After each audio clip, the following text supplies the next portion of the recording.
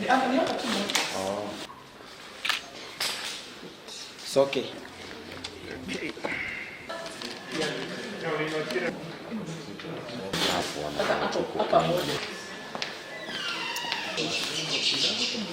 Twĩ gũkũ warehouse ya Food Banking Kenya kũrĩa tũrarugũria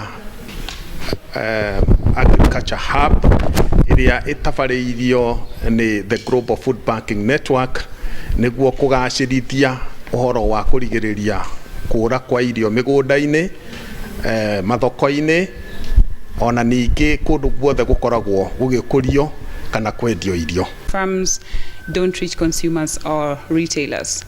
This represents millions and millions of meals, nutritious meals, wasted before they get to consumers. And in Kenya and much of the sub-Saharan region, this figure is much higher.